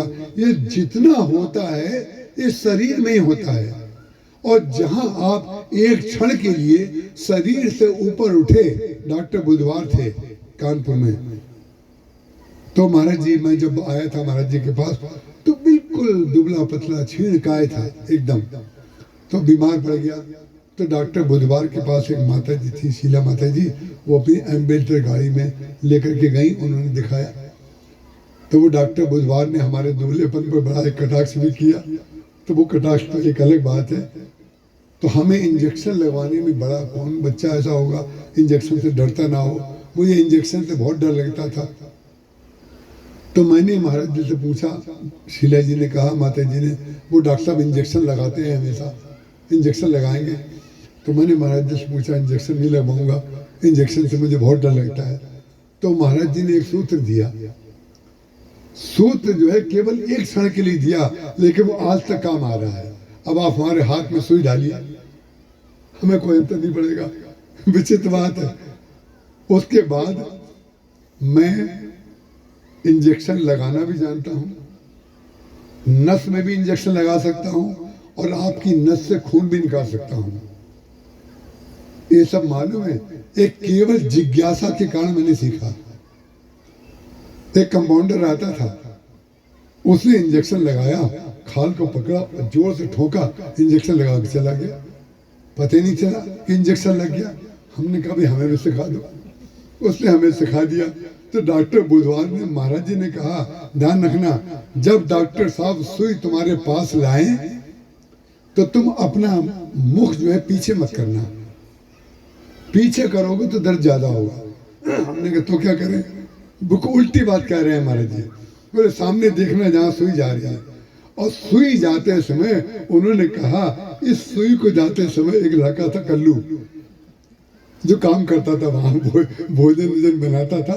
तो महाराज जी ने कहा, जिस समय वो सुई डालने लगे उस समय तुम ध्यान करना कि कल्लू के हाथ में डाली जा रही है। अब देखिए, ये आपको लगेगा कि ये बातें हंसी खेल की हैं, ये हंसी खेल की बिल्कुल नहीं है। जब तक आप मानेंगे कि हमारे शरीर में जा रही है, दुख तो तभी है ना। चीन में 10 लोग अगर प्लेन में गिर के मर जाएं तो आप पढ़ेंगे, सहृदय होंगे तो आपको थोड़ा दुख होगा। भारत में मर जाएं तो ज्यादा दुख होगा। गुजरात में मर जाएं तो आप पता करेंगे फोन करके, भाई वो तो ठीक है ना, वो भी तो गए थे, वो भी तो गए थे। लेकिन जो जो आपकी ममता का केंद्र सिमटता जाता है, आपका दुख बढ़ता है या घटता है। जिस देश से कोई संबंध नहीं, वो आपके लिए केवल सूचना है। लेकिन जिस प्रांत से, जिस शहर से आपका संबंध है, वहां पता लगाएंगे। और जहां पता चला हमारा कोई परिचित व्यक्ति चला गया तो उसको टेलीफोन करेंगे, अरे भाई बड़ा दुख हुआ, आपका ये हो गया, आपका ये हो गया। जैसे कोरोना काल में लोग एक दूसरे को फोन करते थे, भाई आप ठीक तो है ना, आप ठीक तो है ना। उसका कारण क्या है? ये सुख और दुख जो है, इसका संबंध मात्र अद्वैत और द्वैत से है। तो महाराज जी ने कहा, जब तुम्हारे हाथ में डॉक्टर सुई लगाने लगे तो उस क्षण केवल ये ध्यान करना कि ये हाथ मेरा नहीं, कल्लू का है। अभी तक वो कल्लू नाम मुझे याद आ गया। ये 40-42 साल 46 साल पुरानी बात है। हमने ध्यान किया कि कल्लू का हाथ है और हमें कुछ पता नहीं चला। उसके बाद ये स्थिति आ गई, अब आप हमारे हाथ में 2 सुई एक साथ लगाइए, हमें दर्द नहीं होगा। उसका कारण क्या है? हम याद कर लेते कल्लू के हाथ में जा रही है, कल्लू तो चला गया ऊपर। विचित्र बात है, लेकिन इंजेक्शन कल्लू को अभी भी लग रहा है। उसका कारण क्या है? आपको हम ये वो गुर बता रहे हैं कि जितना दुख है, कल हम आपको बता रहे थे, आप दूसरे की कंपनी मान करके करेंगे तो आप कार्य को सीमित मात्रा में करेंगे और सीमित मात्रा में उसका हित अहित का ध्यान करेंगे। लेकिन जिस दिन आप अपने आप को असीम मान लेंगे, ये मैं ईश्वर का कार्य कर रहा हूं, ये मैं अपना कार्य कर रहा हूं, तो उस दिन से आपके कार्य करने की शैली बदल जाएगी। आपकी आंखों में ग्लो आ जाएगा। कोई व्यक्ति आपके पास आएगा तो बड़े प्रेम से सत्कार पूर्वक आप उसको, क्यों? क्योंकि हम अपना कार्य कर रहे हैं। और जिस दिन आप कार्य में अपनत्व देखेंगे, अपना कार्य देखेंगे, उसी दिन से वो कार्य का फल आपको सुख देने लगेगा। हमारी समस्या ये है, कार्य को हम दूसरे का देखते हैं। ये निपुण विवेक है, निपुण विवेक। राम चरण रति निपुण विवेका। तो विवेकी व्यक्ति जो होता है वो अपने कार्य के लिए या अपने स्वार्थ की बात बता रहा हूं कि कार्य को अपना मान के करिए, दूसरे का नहीं। ये मत समझिएगा कि कौन सा उपदेश दे रहे हैं। बोले नहीं, कार्य तो आपको करना ही पड़ेगा। चलते समय कई बार आपने देखा होगा कुछ भले मानुस लोग होते हैं, गाड़ी को किनारे कर देते हैं, रास्ते में कुछ पड़ा हुआ है, उस कचरे को उठा करके हमने खुद अपनी आंखों से देखा है। गाड़ी रोकी और उनकी गाड़ी में एक बड़ा भारी थैला पड़ा था। उन्होंने उस गाड़ी में जो कचरा पड़ा था उसको डाला, अपनी डिक्की में रखा और चले गए। हमारे ऋषिकेश में ना जाने कितने ऐसे लोग हैं जो कचरा बटोरने का कार्य करते हैं। कहाँ पे बटोरते हैं? गंगा जी के किनारे। वो हमारे बहुत परिचित हैं। तो उन्होंने हमसे आके कहा, बड़े खराब हो गए लोग, गंगा जी के किनारे कचरा फेंकते हैं, ये वो। हमने कहा एक हम निवेदन करते हैं आपसे। हम बोले क्या? हमने कहा कल से आप थैला लीजिए और 1 घंटे की सेवा करिए, यहाँ से लेके यहाँ तक थैले में जितना कचरा पड़ा हो और डालते जाइएगा, और किसी को मत देखिएगा किसने कचरा डाला, क्योंकि जिसको आप देखेंगे कचरा डाला तो कचरा गंदगी भी करेगा और आपका मन भी गंदा करेगा। अगर आप गंगा को साफ करना चाहते हैं, आप चाहते सफाई रहे, तो गंदा करने वाले को देखना बंद करिए और गंदगी को हटाइए, वो थैले में डालिए और जहाँ कचरा डाला जाता है वहां डाल लो। कचरा नहीं खत्म किया जा सकता, गंदगी खत्म नहीं की जा सकती है, केवल उसको रूट देना पड़ेगा, उसको रास्ता देना पड़ेगा। जो मोहल्ले बहुत साफ होते हैं, जो कॉलोनी बहुत साफ होती हैं, क्या उसमें नाली नहीं होती? क्या उसमें कचरा नहीं होता? नहीं, कचरे की जगह कचरा, गंदगी की जगह गंदगी, नाली की जगह नाली, उसको ऊपर से ढक दीजिए। परिणाम क्या हुआ? पूरा मोहल्ला कॉलोनी साफ हो जाएगी। आपकी कॉलोनी में घूमते हैं, हम चर्चा करते हैं लोगों को टेलीफोन में, कैसी दिव्य कॉलोनी है, कहीं कोई कचरा नहीं, कहीं कोई गंदगी नहीं। ये ईश्वर ने थोड़ी किया आकर के, भगवान ने निकल करके थोड़ी की है, आपने सबने की है। क्या माने? बुराई को आप रास्ता दे दीजिए निकलने का, बुराई को निकलने का रास्ता दे देंगे तो सफाई रहने लगेगी, और बुराई को निकलने का रास्ता नहीं देंगे तो बुराई दिखाई देने लग जाएगी। ये निपुण विवेक की बात कर रहा हूं। सारे संसार में अद्वैत हो जाए, सब लोग एक दूसरे से प्रेम करें, ये संभव नहीं हो पाएगा। उसके कारण कि हमारा जीवन निकल जाएगा। कब संभव होगा? कि हम प्रेम करने लगे। जहां हम प्रेम करने लगेंगे तो उस प्रेम का विस्तार हो जाएगा, तो दूसरा भी करने लगेगा, तीसरा भी करने लगेगा। अच्छाई का विस्तार जो है वो हमेशा हमसे शुरू होगा। हम शुरू करें, दूसरा कर देगा। इसलिए यह आवश्यक है, राम चरण रति निपुण विवेका। स्वप्नो बोले सुनाई से सपना, सीते से ही करो हित अपना। सपने बानर लंका जारी, जात धान सेना सब मारी। खर आरूढ़ नगर दशीसा, मुंडे सिर खंडित भुज बीसा। एविध सो दक्षिण दिश पाई, लंका मनो विभीषण पाई। अंत कर दिया उसने, पूरी रामायण पूरी कर दी। हमने देखा सपने में कि लंका को विभीषण को मिल गई। विचित्र बात है, लंका विभीषण को मिल गई। ये कौन देख रहा है? एक त्रिजटा नाम की राक्षसी देख रही है। और हनुमान जी महाराज जिसके पास गए, लंका निश्चय निकर निवासा, यहाँ कहाँ सज्जन कर वासा। वो किसको देख करके? बोले एक राक्षस को देख करके हनुमान जी के अंदर ये संदेह हुआ कि लंका में कौन राक्षस रह सकता है। लेकिन राम राम तेरी सुमरन कीना, राम रूप में विभीषण जी के घर में भगवान का वास था। लेकिन भगवान का जो तत्व है, उस समाधि स्थिति में ज्ञाता, ज्ञान और ज्ञेय तीनों की त्रिपुटी जो है वो जिसके जीवन में सिद्ध हो गई थी, वो विभीषण की पुत्री त्रिजटा के रूप में हो गई थी।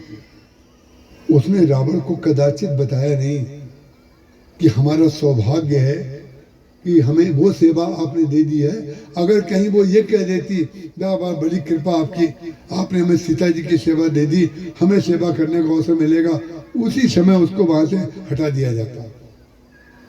माने अपनी साधना को आप गुप्त रखिए, ये निपुण विवेक है।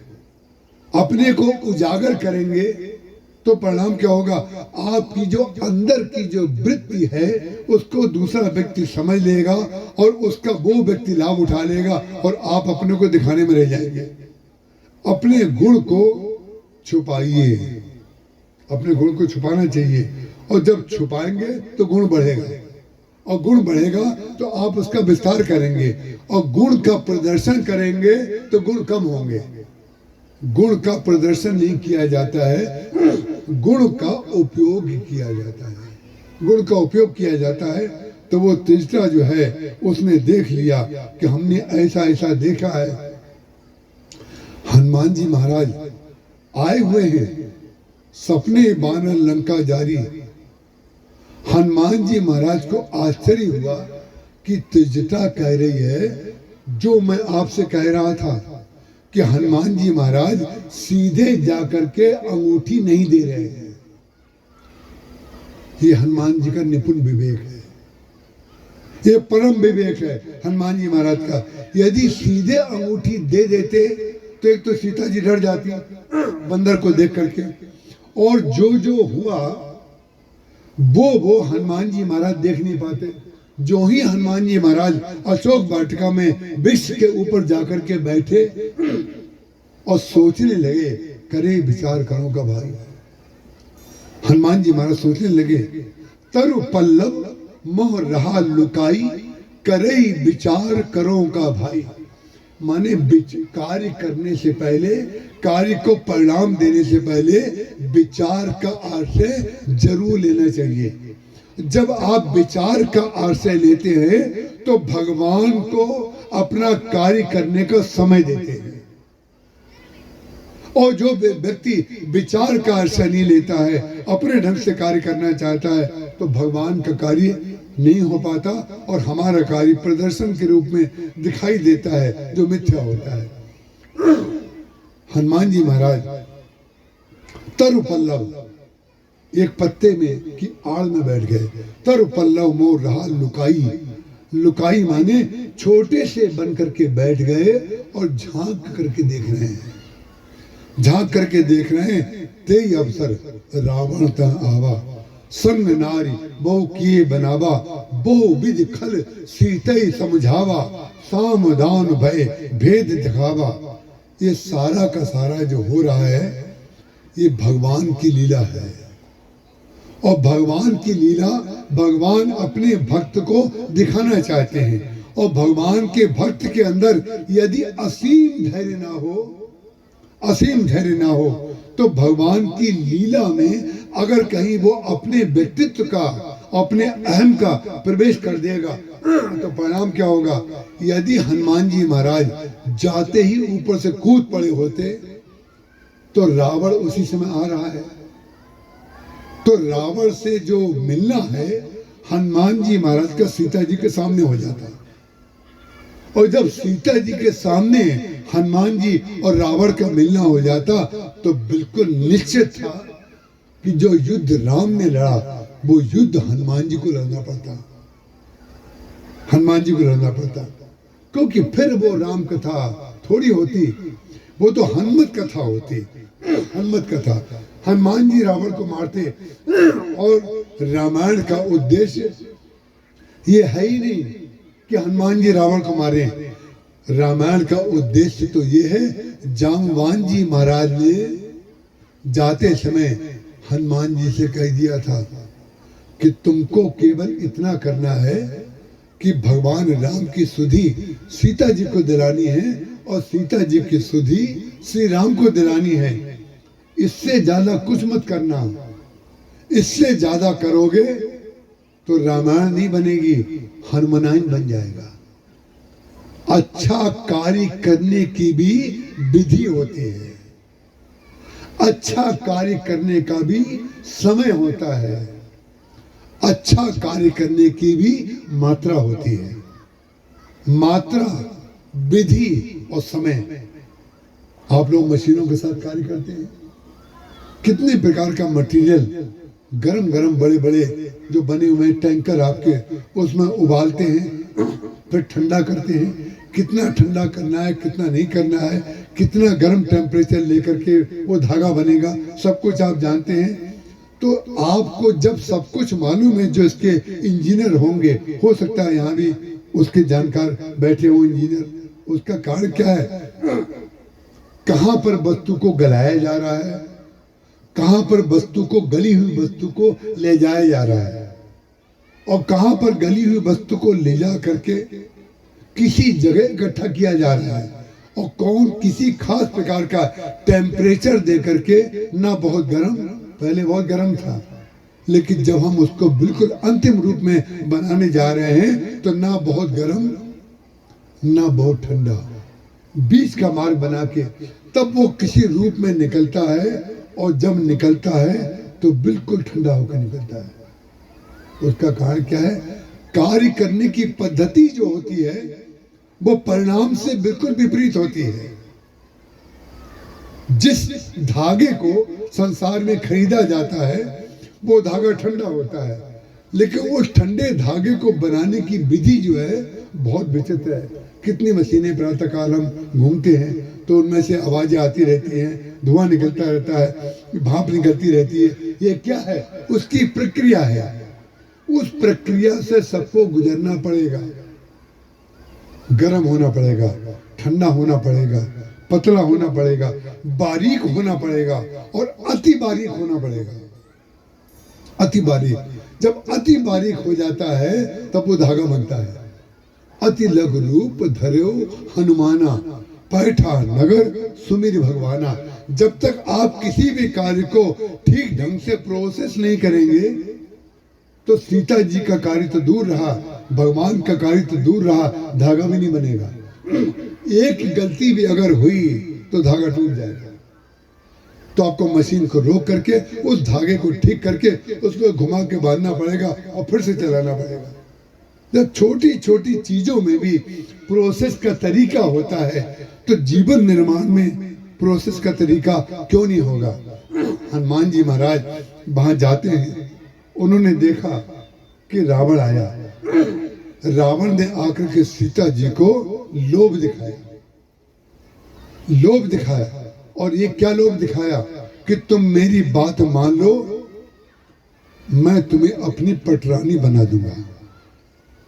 जब सीता जी को वो ये लोभ दिखा रहा है कि मैं तुम्हें अपनी पटरानी बना दूंगा, तो ध्यान रखिएगा, जब सीता जी को पटरानी बना रहा है तो मंदोदरी का धागा टूट गया। एक धागा भी टूट जाए तो मशीन को रोकना पड़ता है। उसे पता ही नहीं है कि सीता जी को अपनाने का मार्ग उनको मंदोदरी का अभाव नहीं पकड़ा सकता है।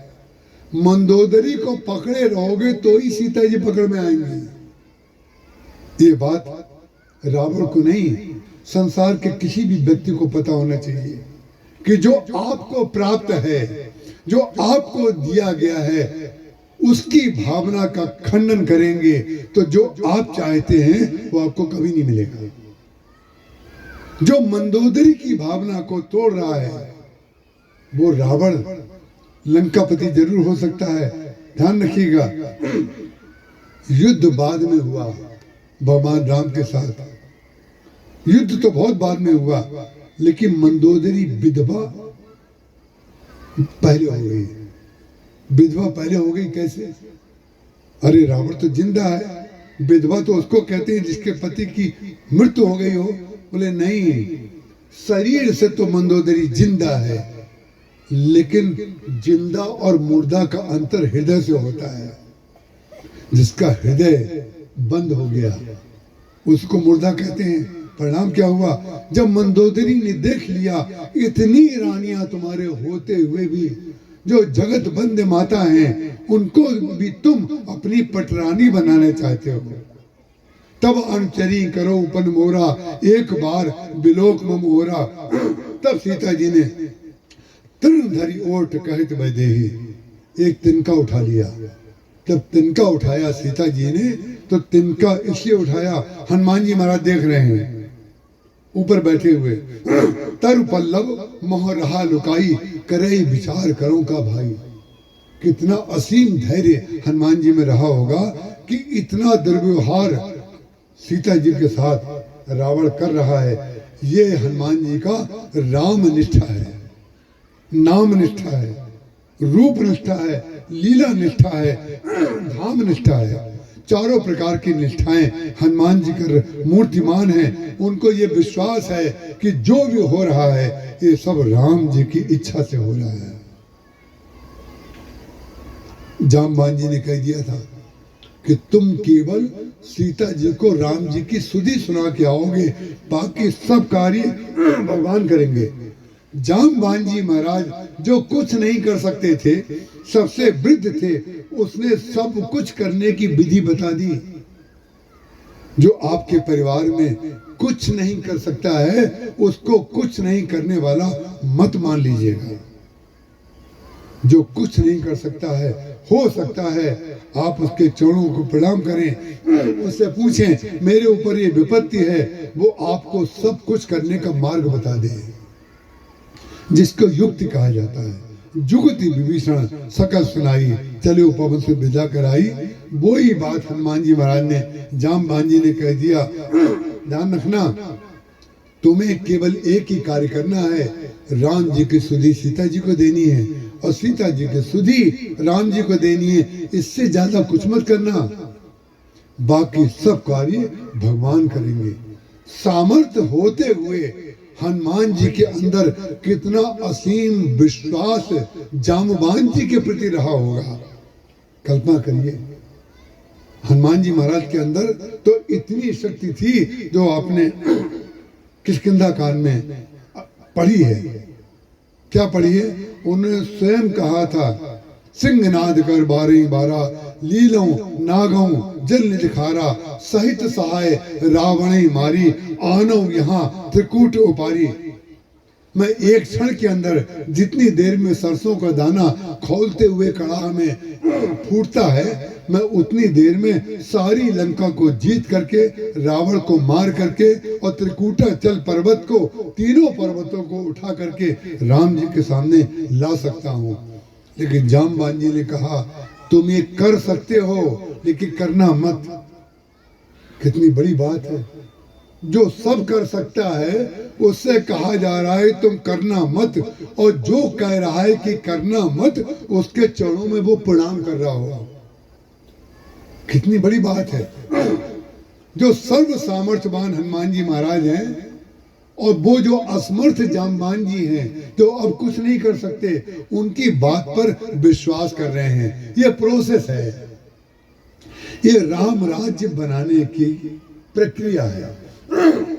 राम राज्य बनाने की ये प्रक्रिया है जिसकी चौपाई आपके समक्ष पढ़ी जाती है। राम राज्य बनाने की प्रक्रिया ये है कि आप सब कुछ जानते हैं, लेकिन सब कुछ जानते हुए भी सब कुछ करने मत लगिए। सब कुछ जानना आपकी योग्यता है, सब कुछ ना करना आपकी भक्ति है, आपकी निष्ठा है।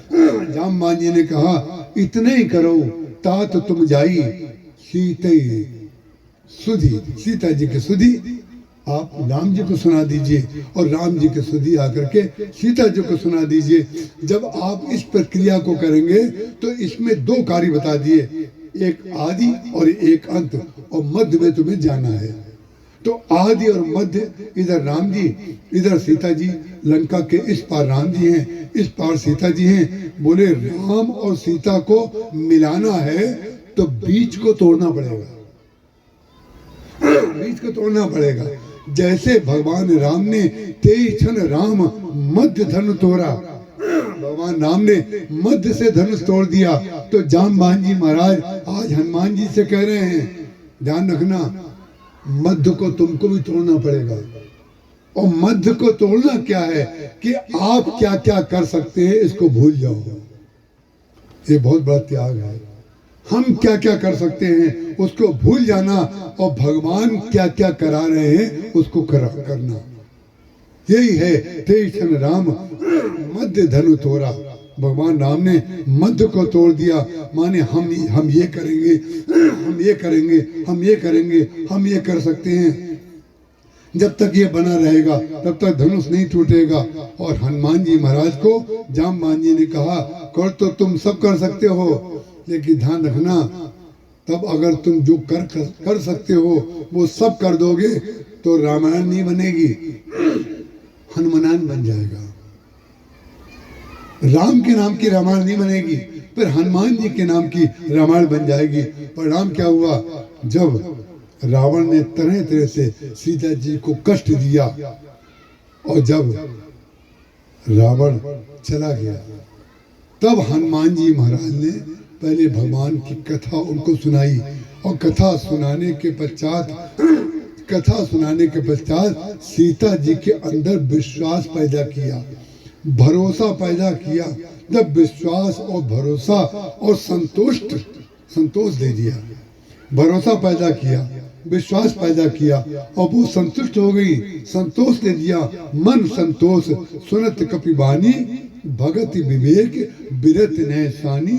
जब सीता जी को विश्वास, भरोसा और संतोष हो गया, उसके बाद हनुमान जी महाराज जो है लंका जलाते हैं, भगवान के पास आते हैं। इसी प्रकार की जो ये कथा है, संपूर्ण रामलीला जब पूरी हो गई, उसके बाद राम राज्य बनता है।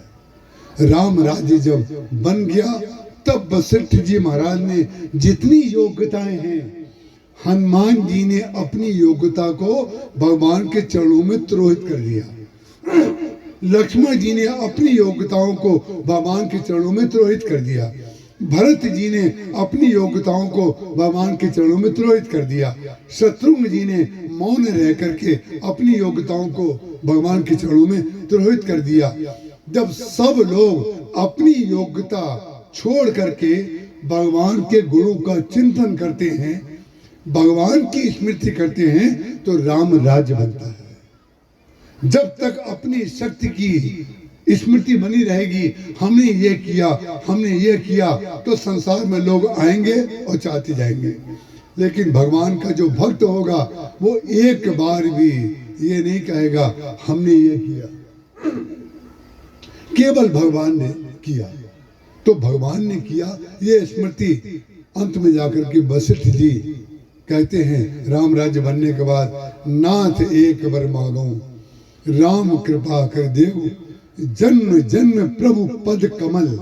जो आपके चरण हैं, जो समस्त सुख के मूल हैं, और आप समस्त सुखों के मूल हैं। जब जब मेरा जन्म हो तो आपके चरणों में मेरा प्रेम हो। जब वशिष्ठ जी भी भगवान के चरणों में नतमस्तक हो गए, तो रामचरितमानस पूर्ण हुआ, राम राज्य बना। और राम राज्य बनने के बाद भक्त और भगवान की कथा हुई। कागभूषुंडी जी और गरुड़ जी के बीच संवाद हुआ। माने 10 प्रश्न किए थे पार्वती जी ने भगवान शंकर से, लेकिन 10 प्रश्नों के उत्तर में जो कथा हुई, वो 9 प्रश्नों के उत्तर दिए गए। लेकिन 10वें प्रश्न का उत्तर क्या है? बोले भक्त और भगवान की कथा। कागभूषुंडी की और गरुड़ के बीच में जो कथा हुई, वो 10वीं कथा ये है कि जब तक भगवान की कथा का फल, भक्त की कथा सुनना ना हो जाए, तब तक रामचरितमानस और राम राज्य पूरा नहीं होता है। राम राज्य बनने का तात्पर्य है भक्तों का राज्य और भगवान की सेवा। राम राज्य का तात्पर्य भक्तों का राज्य हो जाए। भगवान अपना राज्य करने के लिए नहीं आए थे, भगवान आप लोगों को राजगद्दी पे बैठाने के लिए आए थे। और उन्हीं की कृपा का फल तो ये है कि हम कथा कह रहे हैं, आप कथा सुन रहे हैं। ये आप में क्या योग्यता की कमी है क्या? किसी में कोई योग्यता की कमी नहीं है। ये भगवान की कथा की विशेषता है कि व्यक्ति भगवान के नाम पर किसी से भी कुछ भी सुनने के लिए तैयार हो जाता है। ये भगवान की कथा की महिमा है। इसके बाद की कथा और कथा की पूर्णाहुति हम कल करेंगे। हम बच्चों को कोटि कोटि धन्यवाद देते हैं कि जिन्होंने शोर मचाते हुए भी, उसका कारण क्या है? अब हमने उस शोर को एक्सेप्ट कर लिया है।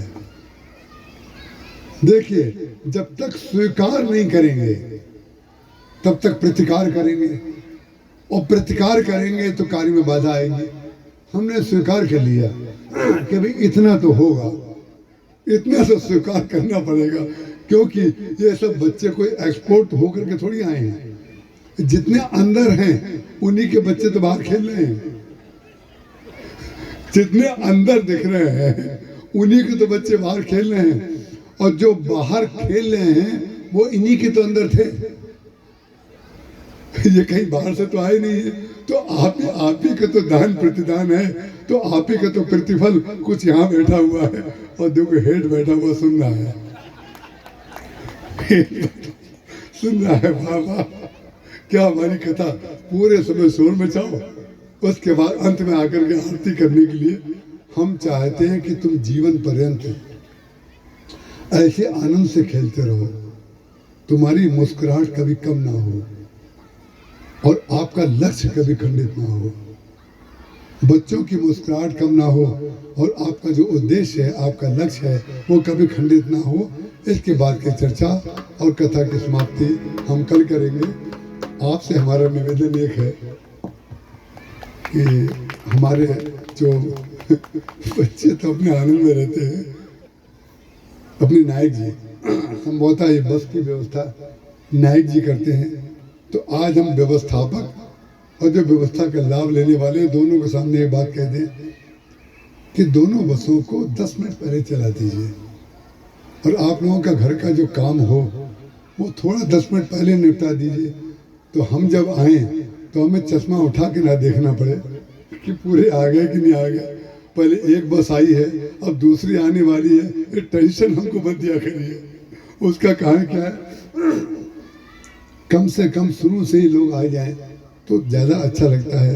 कुछ लोग एक बस देर में आती है, एक बस पहले आती है। अरे भाई, हमारे नायक जी का नाम लेकर के हम अग्रवाल जी को कह देते हैं, अरे आप चाहें तो दोनों बसें एक साथ आ सकती हैं, दोनों बसें एक साथ भी आ सकती हैं। बात चाहने की होती है। तो हमें पूर्ण विश्वास है कि कल जब हम आएंगे तो बाहर के गेट से वही लोग आएंगे जो थोड़ी देर के लिए आए हुए हैं, कोई बात नहीं। लेकिन ये तो केवल निवेदन किया, आप चाहें जैसे करिएगा, जैसे आपकी सुविधा हो। लेकिन कोई भी वक्ता ये चाहता है कि जब वो प्रवेश करे तो उसमें सारे श्रोता वहाँ बैठे हों। इसके बाद की चर्चा कल और कथा की पूर्णाहुति कल होगी। सुहाग रहे राजा राम जी के सिर पर ताज रहे, सिया रानी का अचल सुहाग रहे, राजा राम जी के सिर पर ताज रहे, सिया रानी का अचल सुहाग रहे।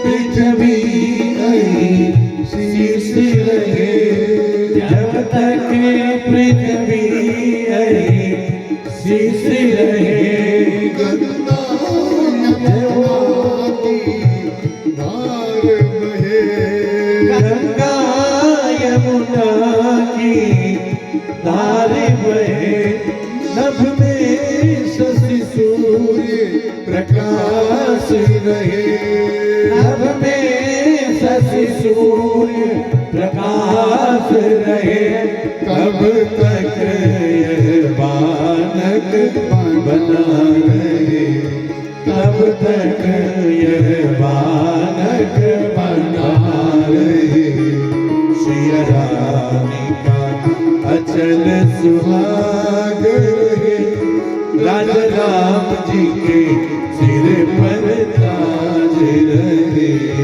सिया रानी का अचल सुहाग रहे।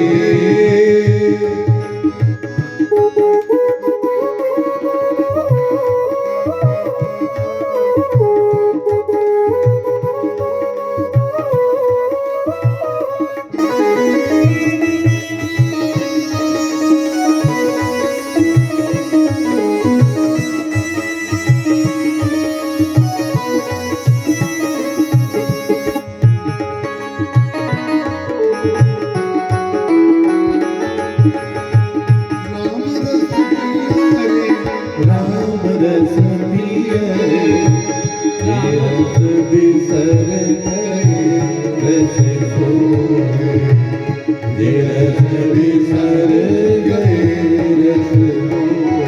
नित बना रहे नित बनी रहे, नित बना रहे नित बनी रहे, नित बना बनी में बनी रहे, नित बना बनी में बनी रहे। वो सुहाग रहे सिर ताज रहे, वो सुहाग रहे सिर ताज रहे, नित्य नित्य यह बालक बना रहे। सिया रानी का अचल सुहाग रहे, राजा राम जी के सिर पर ताज रहे। सिया रानी का अचल सुहाग रहे।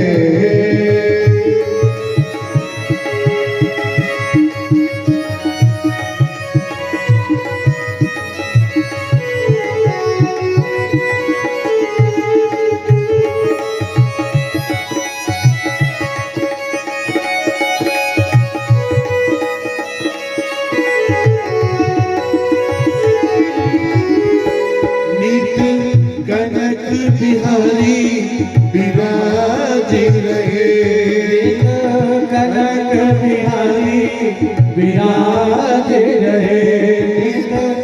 अलियों का ये समाज रहे, अलियों का ये समाज रहे। नित झांकी ऐसी साज रहे,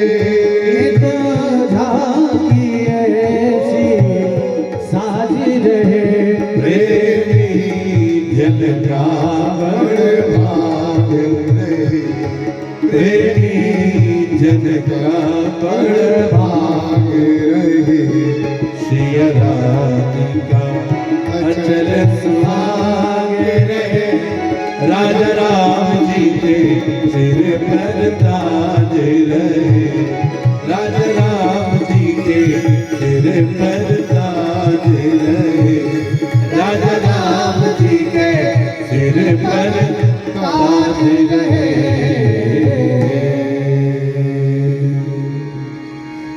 ओम चंद्रमा मनसो जातवेक्षो, सूर्यो अजायत श्रोत्राद् वायुश्च प्राणश्च मुखादग्निर्जायत।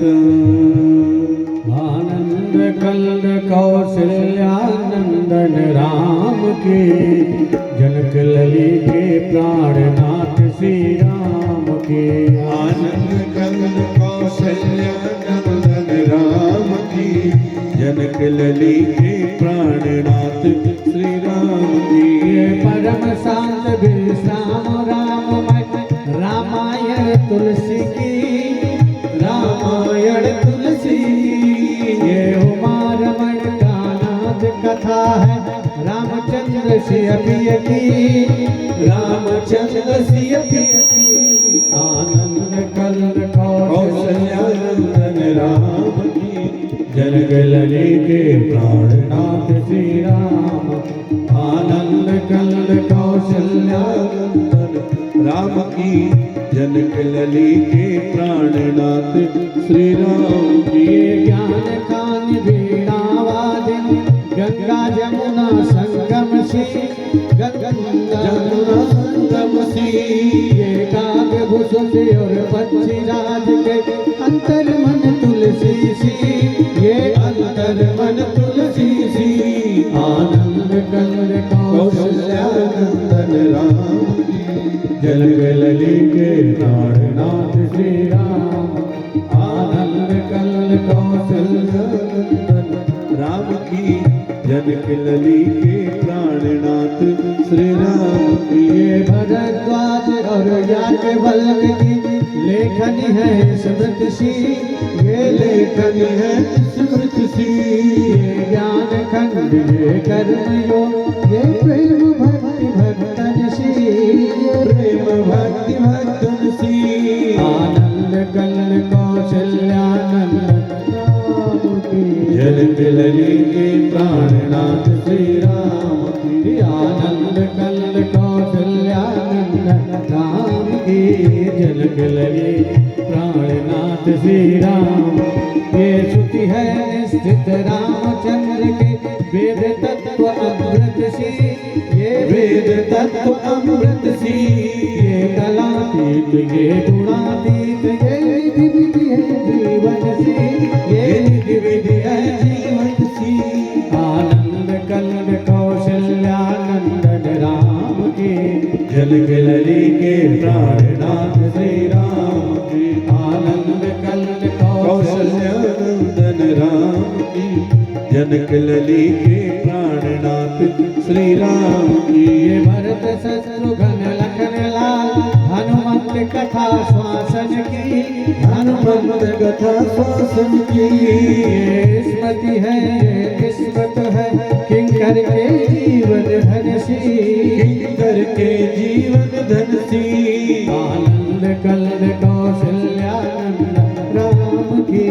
जनक लली के प्राणनाथ श्री राम आनंद कंद कौशल्यानंदन राम की जनक लली के प्राणनाथ श्री राम की हम शरण पड़े आरत हमसे तुमसे प्रियतम भक्तन की तुमसे प्रियतम भक्तन की तुलसी तुरीय जागत सोवत ये सब राम भक्तन सी ये स्वप्न राम भक्तन सी आनंद कल कौशल्यानंदन राम की जनक लली के प्राणनाथ श्री राम आनंद कल कौशल्यानंदन राम की जनक लली के प्राणनाथ श्री राम की जनक लली के प्राणनाथ श्री राम की जनक लली के प्राणनाथ श्री राम की जनक लली के प्राणनाथ श्री राम की